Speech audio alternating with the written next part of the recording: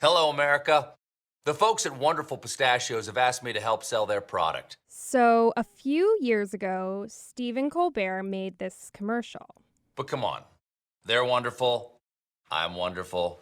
They'll sell themselves. He's sitting at sort of a prestigious-looking wooden desk. He's looking his usual dapper self, dressed in a suit and his glasses. And in front of him, sitting there, is one bag and one bowl of pistachios. So it takes about 1 gallon of water to grow one of those pistachios sitting in that bag on Colbert's desk.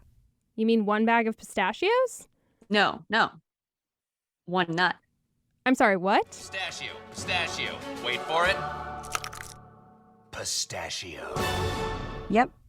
So an 8-ounce bag has about 170 nuts. That's about 170 gallons of water. And the wonderful company grows not only pistachios, but also almonds, lemons, limes, mandarins, and pomegranates. And that means they're using an estimated 150 billion gallons a year, or 2/3 of that on nuts.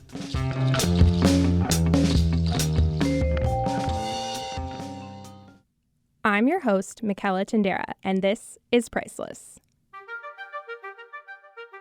In this episode, we're headed west to the epicenter of one of the most productive farming regions in the world, California's Central Valley, where the area is in the throes of a mega drought that has been drying up wells and damaging crops across the western United States. It's there, in the Central Valley, where a billionaire couple own a majority stake in one of California's largest water storage facilities. In a time and place where water and reliable access to it are paramount, it's an asset that, if sold, could be one of the hottest auction items of the next decade. We estimate that it could be worth as much as $3 billion and counting. We're going to explain how we got to that number and how, as climate change's effects intensify, that figure is likely to only go up. To help us with this story, I'm joined by Chloe Sorvino. She leads Forbes food and agriculture coverage and started reporting on this back in 2014. Hi, Chloe. Hi, thanks for having me. So, the owners of the wonderful company are a married billionaire couple named Stewart and Lynda Resnick, and they've held a spot on our Forbes 400 list of wealthiest Americans for the last decade. Now, you may not know them by their names, but you've certainly seen the brands of their wonderful company in the grocery store and on television. Wonderful halos. Sweet, seedless, easy peel. Wonderful pistachios. Get cracking. Palm Wonderful, the antioxidant superpower. Fiji water is a gift from nature to us. By their own estimates, half of American households buy their products. Their company brings in about $5 billion in annual revenue.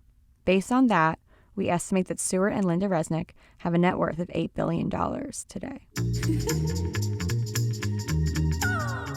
Lynda Resnick, who's been called a marketing genius, grew up in Beverly Hills, the daughter of a Hollywood film producer. She dropped out of college and started her own ad agency at 19. And Stewart, who grew up in New Jersey, moved out to California to attend UCLA. He met Lynda when he came to her as a client in 1970. He needed help with advertising for his janitorial service. Within the decade, they were married. And in 1978, Stewart bought his first parcel of farmland in California as a hedge against inflation. And so began their agricultural empire. Much of their ability to grow that empire to where it is today has hinged on their access to water and lots of it. Before we get into how the Resnicks get their water, it's important to understand the unique water system that their business operates in California. Yeah, California has one of the most sophisticated and complex water delivery systems in the world. Exactly. California captures about 3/4 of its snow and rain in watersheds located north of Sacramento. Meanwhile, about 80% of the demand for water comes from the bottom 2/3 of the state. To accommodate the uneven supply and demand, the government got involved And ultimately, a number of delivery systems were built, including the State Water Project and the Central Valley Project. Each one, through an intricate series of canals, dams, and reservoirs, transports water hundreds of miles down the state. It is pretty remarkable. Those changes to the environment have brought about their own new challenges within local ecosystems, but without this type of infrastructure, farming in the valley couldn't be what it is today. Farmers need access to water to reliably irrigate their crops. Farmers in California either have land with water that's pumped from the ground, or they get it by diverting it through a stream. California is a really dry and hot state. It's drought prone, and that's where some technology comes in. In the Central Valley, drip irrigation systems are common. They often use sensors and deliver water directly to the roots in the ground. But when there's a drought, the state has trouble delivering as much as promised. If farmers' groundwater dries up, or they can't get enough from the state, they pretty much have to buy from a neighbor or a water district selling it privately.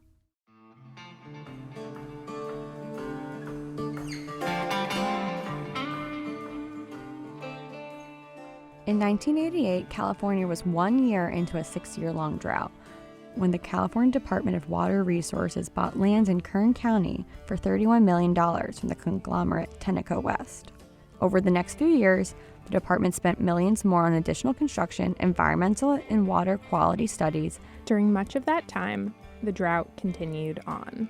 In 1994, some of Stewart Resnick's most trusted advisors met with several leaders in the Southern California water districts and other state water officials. And this is exactly the setting where they brokered a deal known as the Monterey Agreement. That agreement set up a public-private partnership where the state handed over that public land and underground aquifer to a group of 5 public water districts and a company set up by the Resnicks called Westside Mutual Water. The new owners agreed to give up their state water contracts and then paid to install a 6-mile-long canal and 85 wells at a cost of $50 million. And more than 2 decades later, it still gives them nearly unrivaled access to water storage. Some critics have called the meetings that led to the Monterey Agreement secret, and the Resnicks ownership has been challenged in court numerous times. But as Chloe reported in 2015, the wonderful company denies the meetings were done clandestinely and has alleged that those who say so have a, quote, axe to grind. To be candid with you, maybe this is a little bit, maybe I'm being, a little Pollyanna, but That's Stewart Resnick from an interview Chloe did with him back in 2015. we established this water bank 20 years ago, and we did everything by the rules. And it's kind of like, I was telling Steve earlier, it's like when I first came to California 60 years ago, I should have bought property on Rodeo Drive. You know, a lot of other people did, I didn't. Now with Rodeo Drive, now I'd like to go back and buy the property on Rodeo Drive for the same price it was 60 years ago, okay? I can't do that. Well, the people that had opportunities to buy in the water bank, just like we did, they didn't think it was worthwhile at that point in time. Now, they think it's worthwhile. So, 20 years ago we did it. We've been sued for 20 years, and we've won every lawsuit. You know, one of the things about the Resnicks is that they're actually following a well-beaten path since the 19th century. That's Char Miller. He is the W.M. Keck Professor of Environmental Analysis and History at Pomona College in Claremont, California. Of those who have tremendous monetary assets, who have tried and often succeeded, although some have failed spectacularly, to corner the market effectively of water, and understood, again in the 19th century, that land tied to water is the most profitable investment you could possibly make. So if you go back in time, the Resnicks look like everybody else, except they're just doing it in a more spectacular fashion in the 21st century, because they effectively control the largest groundwater water bank, certainly in California, and I suspect in the United States as well. Still, it's worth noting that public-private partnerships of this kind are quite rare in the United States today. According to a 2020 report from the Congressional Budget Office, public-private partnerships that provide transportation and water infrastructure have represented just 1 to 3% of such projects since the early 1990s.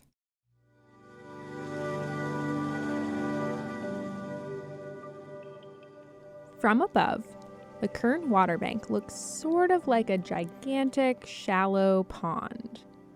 It spans some 20,000 acres, which, if you're unfamiliar with what acreage actually looks like, it's roughly the size of the entire island of Manhattan. And underground, it has the capacity to store some 1.5 million acre-feet of water.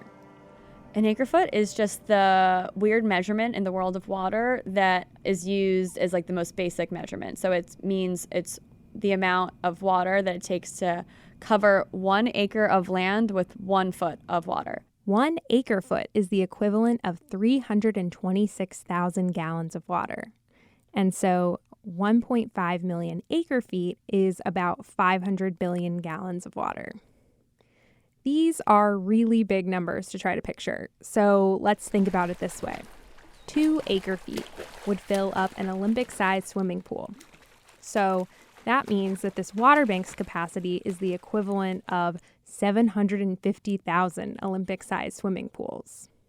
Well, that's still sort of hard to picture, so let's think about it another way. The Jacqueline Kennedy Onassis Reservoir in New York City's Central Park holds about 1 billion gallons of water. So the Kern Water Bank holds the equivalent of some 500 Central Park reservoirs. And thinking about it one other way, the city of San Francisco uses about 70 billion gallons annually. So the Kern Water Bank can hold roughly a decade's worth of water for the entire city. The water bank is often described as if you picture a giant bathtub and fill that with sand. In wet years, water is collected and stored there, where it can percolate and stay put until it's needed in drier times, and it's pumped out for municipal, industrial, and agricultural purposes. It works like a bank. In the wet years, they fill it up as much as possible, while of course also still watering their crops with whatever they can. And in the dry years, when there's not a lot of access, they cash in on what they previously stored. Where the Kern Water Bank is where the Kern River would peter out.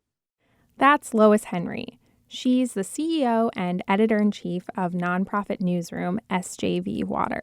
So it is naturally an excellent groundwater recharge area because over the millennia, it was built up with sand and gravel and, all that good stuff rather than clay, which is hard to, percolate water through. So it is naturally the best place to recharge water.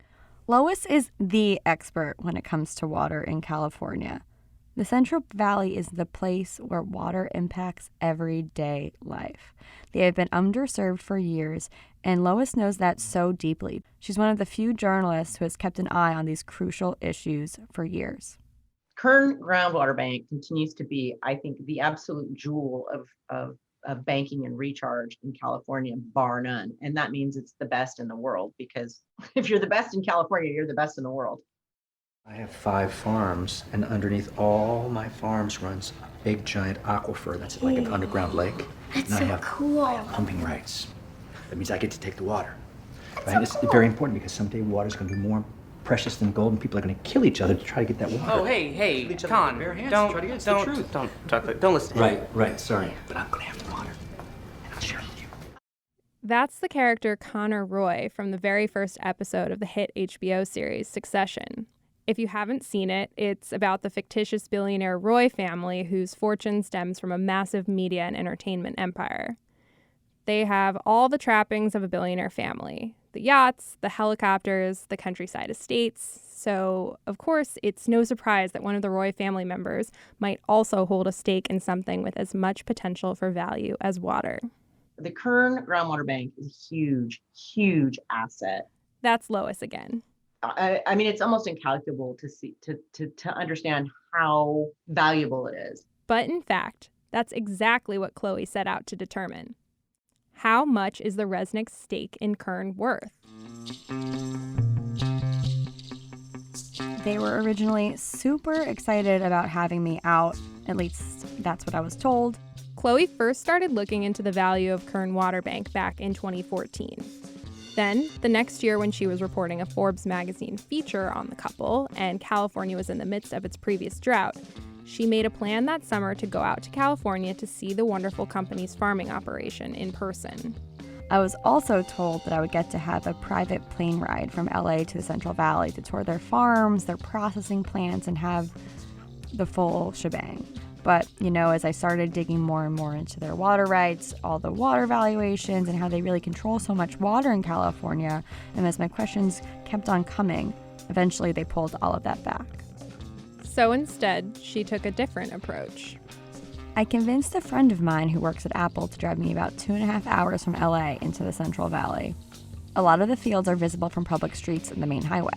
So I saw a lot of the trees and orchards that way and spent a lot of time in some of the public parks and surrounding areas, which they fund.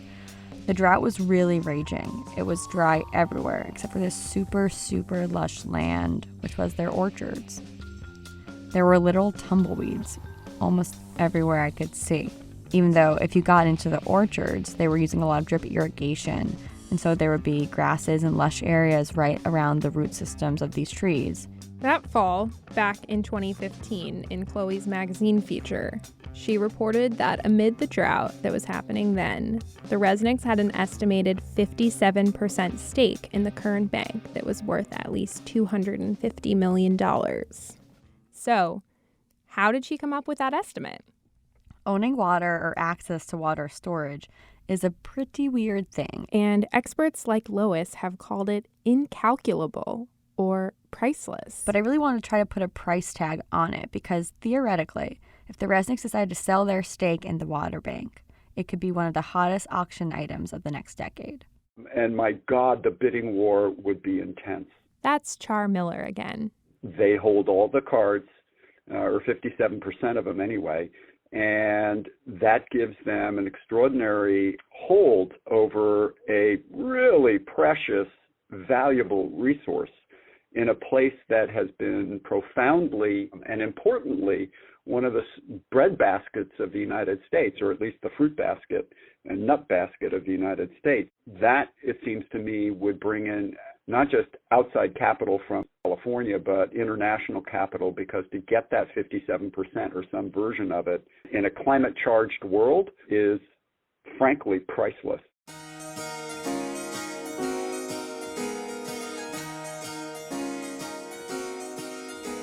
To determine the water bank's potential value, I looked at two figures: the bank's capacity and the price that water is selling for. So we already know that the Kern Water Bank reports its total capacity at 1.5 million acre-feet, or about 500 billion gallons of water. But what about the price of water? Water prices aren't really listed anywhere like a price tag on an item at a store. They also really vary based on location, time of year, and drought conditions. I've been asking around about prices, and people are getting really kind of cagey about what they're A, paying for, water, and B, what they're trying to sell it for, because now it's getting really desperate. Lois explained that if a private company or landowner is buying or selling water, sometimes she can find in her own reporting a paper trail left in the public record. We spoke with her over the summer, and she said this. I can find out how much water was moved, but the actual monetary deal was made landowner to landowner, and that's, quote, private, according to their attorney. On the low end, during wet years especially, you can buy water for roughly $250 per acre-foot in Southern California. So at that market price, the potential value for the bank at a capacity of 1.5 million acre-feet would be roughly $375 million. And accounting for the Resnicks' 57% ownership stake, their piece would be worth about $200 million. But obviously, 2021 has not been a wet year in California. Back in May, Lois Henry reported for SJV Water that the price of water was trading from $425 per acre-foot up to $1,000 per acre-foot. Based on an $1,000 per acre-foot price, that would put the total value of the bank at $1.5 billion. Or the Resnick stake would be worth about $850 million. And in the height of the summer's heat, Chloe said that she heard prices could go for all the way up to $2,000 per acre-foot. that price would send the potential total value of the bank, if all the water was in it, all the way up to $3 billion. If the Resnicks were ever able to sell their stake in the bank at that price, they could net $1.7 billion. And of course, with climate change, access to water storage like this is only going to get more and more important and more valuable. I recently reported that precipitation in the Sierra Nevada mountains, which Californians like the Resnicks rely on for water, is expected to drop by 40% over the next century. With that expected drop in precipitation, Char Miller believes our valuation of the water bank is quite conservative. And it's conservative because of what we expect to happen, what is happening across the entire Southwest, but in this case in California equally, that the rest of this century is going to be more dry than wet. That means that water becomes more valuable rather than less. And if you're holding, as the Resnicks are, 57% of Kern Water Bank, and that's the only thing we're looking at here, that value in the future is astronomical. So one would think that only going on current value tells us one set of data, gives us one sort of calculation. But I would argue that over the next 10 to 15 years, that calculation will in fact be much higher. Fields are left fallow. Orchards are removed. Number of fires and area burned are extensive. Fish rescue and relocation begins. Pine beetle infestation occurs. Survival of native plants and animals is low.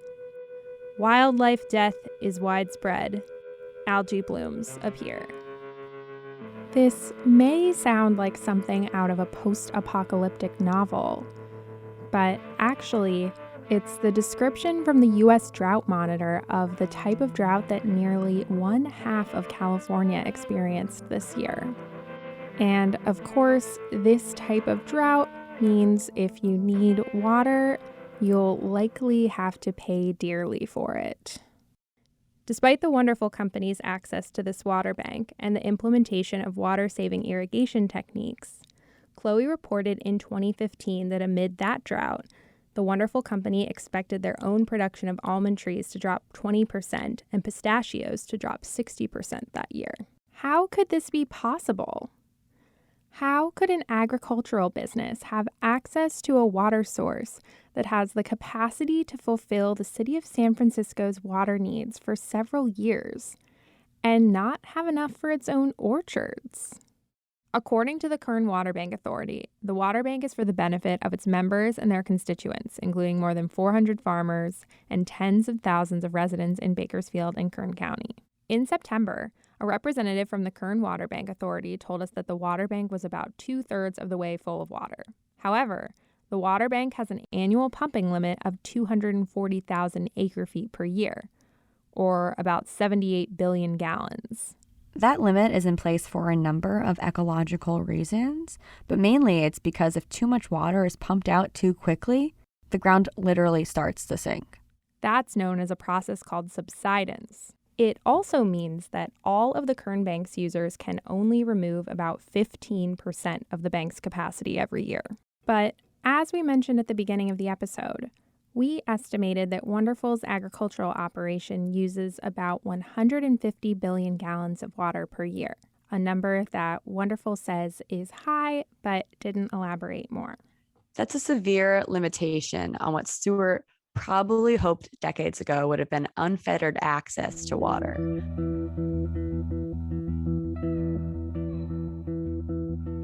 While the Kern Water Bank plays an integral role in the wonderful company's ability to store water, most of the company's water comes from long-term contracts and other water from land rights that they've had from farms they own. Some of that may get pumped and stored in the Kern Water Bank. Around 9% of the total water used by the Wonderful Company is bought out on the open market. While that's not a huge amount of the water that Wonderful uses, the company can outspend pretty much every other farmer in the region and has the ability to influence water prices. A spokesperson for the Wonderful Company told Forbes in an email, quote, "Like all farmers, we occasionally need to purchase water for our crops. However, We prioritize water rights when purchasing farmland, thus, most of our supply is not purchased on the water market. Based on this, we do not believe we have enough purchasing power to impact water prices. While Stewart and Lynda Resnick are some of the most dominant players in Western water, they are hardly the only billionaires interested in water and water rights. In the last year, Bill Gates, who is one of the largest landowners in the country, reportedly lost out in a bidding war between his investment firm and the Mormon Church to buy up thousands of acres of land in Washington state that included water rights. The water bank has been a critical asset for Wonderful over the decades. But climate change makes Stewart and Lynda Resnick's majority ownership of key water conservation infrastructure even more contentious. At this point, who else might be able to control this kind of asset other than a billionaire? Thanks for listening to Priceless. This episode was reported by me, Michela Tindera, and Chloe Sorvino. It was co-produced by me and Jonathan Palmer, and additional research by Sue Radlauer.